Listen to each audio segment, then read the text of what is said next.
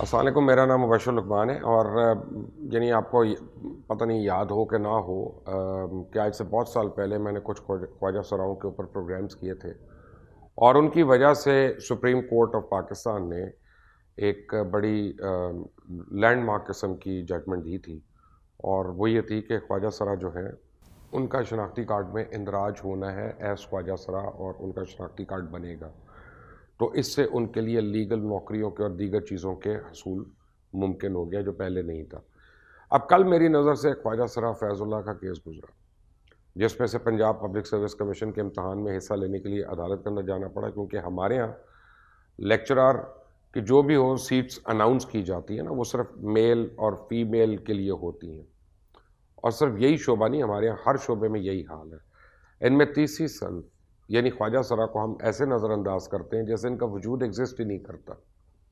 حالانکہ ہم اکثر انہیں شادی بیاہ میلے ٹھیلے اور ناچتے گاتے اور اس کے لیے ہم بلاتے بھی ہیں اور دیکھتے بھی ہیں، اور بڑے شہروں میں تو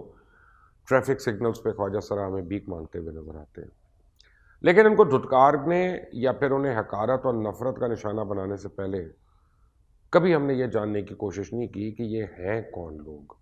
اور یہ پیدا کیسے ہوتے ہیں۔ ویسے تو اس تیسری صنف کو جن ناموں سے پکارا جاتا ہے وہ کوئی اتنے اچھے نہیں ہیں، ان میں ہجڑا ہے، خسرا ہے، زنخا ہے، مخنث ہے، لیکن شکر ہے اب خواجہ سرا پھر بھی لوگ کہنا شروع ہو گئے۔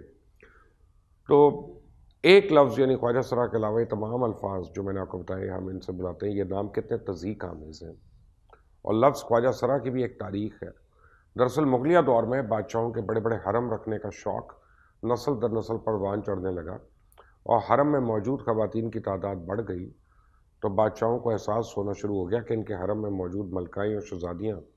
کہیں عدم توجہ اور دلچسپی کے باعث خدا نخواستہ محل کے اندر کوئی جیسے پنجابی میں کہتے ہیں چند نہ چڑھا لیں، تو اس لیے حرم کی دربانی کے لیے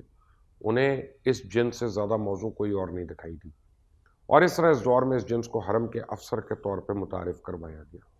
اور چونکہ فارسی میں افسر کو خواجہ کہا جاتا ہے اس لیے یہ افسران خواجہ سرا پکارے جانے لگے اور انہیں عزت و مرتبہ بھی ملا۔ لیکن مغلیہ دور کے زوال کے بعد پھر ان کے اوپر بھی ایسا سوال آیا کہ آج تک یہ بیچارے اپنے حقوق کی جنگ لڑتے آ رہے ہیں، یہاں تک کہ ان کا نماز جنازہ بھی لوگ پڑھانے سے انکار کر دیتے ہیں، اور کبھی رات کے اندھیرے میں کہیں ان کو دفن کرنا پڑتا ہے۔ جبکہ یہ خواجہ سرا صرف آج ہی دنیا میں پیدا تو نہیں ہوئے نا، نبی اکرم صلی اللہ علیہ وسلم کے دور میں بھی خواجہ سرا تھے، پیدا بھی ہوتے تھے۔ ایک بلکہ صحابی کریم نے نبی کریم صلی اللہ علیہ وسلم سے پوچھا کہ ایسے لوگوں کے بارے میں سوال کیا تو آپ نے صاف صاف فرمایا کہ ان کی جسمانی ساخت سے ان کی زندگی کے فیصلے کیے جائیں گے، یعنی اگر کسی میں زیادہ عورتوں والی خصوصیات ہیں تو وہ عورتوں کی طرح گزارے گا، اور کسی میں اگر زیادہ مردانہ خصوصیات ہیں وہ مردوں کی طرح گزارے گا۔ وہ انسان ہے، بس ان میں سے بعض کامل مردانہ اوصاف سے محروم ہوتے ہیں اور بعض زنانہ اوصاف سے، اور یہ ان کی تخلیق کا وہ نقص ہے جو ان کے خالق نے اللہ تعالیٰ نے ان میں ایسے ہی رکھا ہے کہ جیسے بعض انسانوں کو ہم کچھ اعضاء سے پیدائشی طور پہ معذور پاتے ہیں کہ کسی کی آنکھ نہیں، کسی کا ہاتھ نہیں، کسی کی بازو نہیں، تو اسی طرح ان کے اور عام انسانوں کے درمیان بھی صرف ناقص اعضاء کا فرق ہے، اور یہی بات ہمیں سائنس ہی بتاتی ہے۔ 1942 میں ہیری کلائن فیلٹر نامی ایک امریکن ریسرچر نے اس حوالے سے ایک ریسرچ کر کے دریافت کیا کہ خواجہ سرا پیدا کیوں ہوتے ہیں، تو اس نے اپنی تحقیق سے ثابت کیا کہ دراصل یہ ایک بیماری ہے جس کی وجہ سے ایسے بچے پیدا ہوتے ہیں کہ اس بیماری کو اس سائنسدان کے نام سے ہی منسوب کر کے کلائن فیلٹر سنڈروم کا نام دیا گیا، اور اس کے مطابق خواجہ سرا جو ہے انسانوں میں مرد یا عورت کی طرح کوئی تیسری صنف نہیں بلکہ ایک جسمانی بیماری ہے، اور اللہ تعالیٰ نے انسانوں کو مرد اور عورت کے روپ میں ہی پیدا فرمایا، لیکن جیسا دیگر پیدائشی بیماریوں کی وجہ سے اکثر بچوں میں جو میں نے بتایا کہ پیدائشی اندھا پن، گونگا، بہرا پن آ جاتا ہے، تو بالکل اسی طرح کروموسومز ایکس اور وائی کی تعداد میں بیلنس نہ ہو یا امبیلنس ہو تو بچوں کی جنس کا تعین نہیں ہو پاتا اور یہ بچہ پیدائشی طور پہ اب نارمل ہو جاتا ہے۔ کروموسومز دراصل انسانی جسم کے وہ میکرو میلیکیولز ہیں جو کہ ڈی این اے سے مل کر بنے ہوتے ہیں، اور ان کروموسومز کے ذریعے ہی ایک نسل سے دوسری نسل تک تمام انسانی خصوصیات جو ہیں وہ ٹرانسفر ہوتی ہیں۔ ان دھاگے نما کروموسومز کی وجہ سے ہی انسان کے رنگ، نسل، زبان اور اس کی ذہنی سوچ اور رہن سہن کے طور طریقوں کا بھی تعین ہوتا ہے۔ یہی وجہ ہے جب بھی کوئی بچہ پیدا ہوتا ہے تو اپنے والدین کے کروموسومز کی وجہ سے بچے کی بہت ساری ظاہری خوبیاں جیسے آنکھوں کا رنگ، چہرے کی بناوٹ، چال ڈھال وغیرہ اس کے اپنے خاندان جیسی ہوتی ہے، بلکہ اس کی پسند ناپسند، بول چال اور سوچنے سمجھنے کا طریقہ بھی اپنے ماں باپ کی طرح ہوتا ہے۔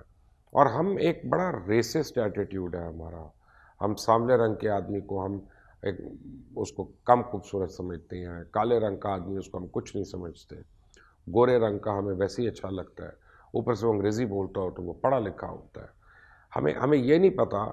کہ یہ نیچر سے تعلق ہے، انسان کا اپنا اس میں کوئی عمل دخل نہیں۔ اگر آپ ایکویٹر کے قریب پیدا ہوتے ہیں تو آپ کا رنگ گاڑھا ہوتا جائے گا، آپ ایکویٹر سے جتنی دور ہوتے جائیں گے، نارتھ پول میں یا ساؤتھ پول میں آپ چلے جائیں گے، وہاں اگر آپ پیدا ہوتے ہیں اور 3rd 4th 5th جنریشن تو آپ کے رنگت فرق ہو جائے گی۔ بہرحال کمنگ بیک ٹو خواجہ سرا، اب یہ بیلنس کیا ہے کہ جس کے خراب ہونے کی وجہ سے یہ خواجہ سرا پیدا ہوتے ہیں؟ تو اس کے بارے میں آپ کو بتا دوں کہ ہر انسان کے اندر 23 کروڑ کروموسومز کے جوڑے پائے جاتے ہیں اور ہر جوڑا 2 کرومیٹن پہ مشتمل ہوتا ہے، یعنی ایک انسان میں 46 کرومیٹن پائے جاتے ہیں۔ کرومیٹن کی شکل کو دیکھا جائے تو یہ انگریزی زبان کے الفابیٹس یعنی ایکس اور وائی سے ملتے جلتے ہیں اور ان کو ایکس اور وائی کرومیٹن کہا جاتا ہے۔ عورت کے خلیے میں موجود ہر کروموسومز کے جوڑے میں 2 کرومیٹن ڈبل ایکس پائے جاتے ہیں، مرد کے ہر کروموسوم کے جوڑے میں ایک ایکس اور ایک وائی ہوتا ہے۔ اس مرد کے 23 کروموسومز کے جوڑوں میں 23 کرومیٹن ایکس اور 23 کرومیٹن وائی ہوتے ہیں۔ انسان کے نئے پیدا ہونے والے بچے بھی کروموسومز کے 23 جوڑے بنتے ہیں جو کہ ماں باپ کے کرومیٹنز کا مجموعہ ہوتے ہیں، جن میں 22 جوڑے رنگ، نسل، زبان اور دیگر خصوصیات ظاہر کرتے ہیں، جبکہ 23واں جوڑا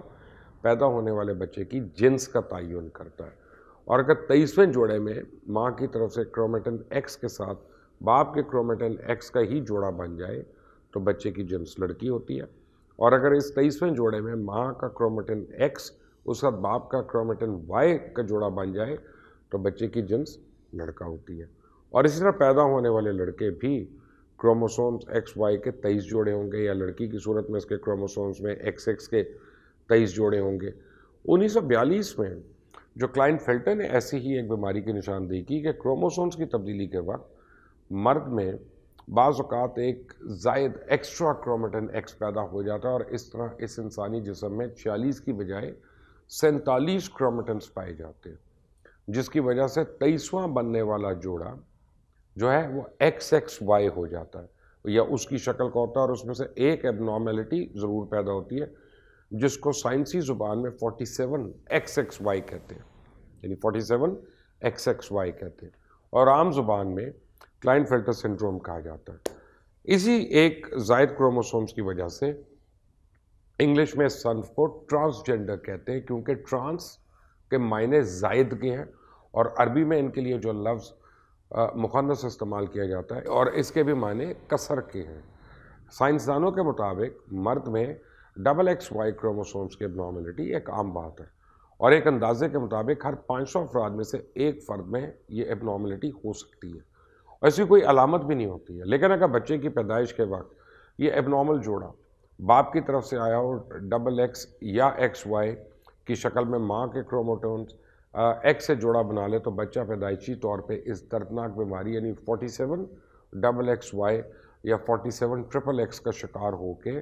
ایک میوٹیشنل ڈس آرڈر کی صورت میں جنم لیتا ہے۔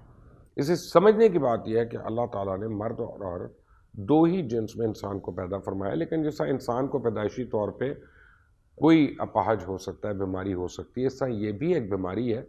اور یہ قابل علاج ہے، نہ کہ قابل نفرت۔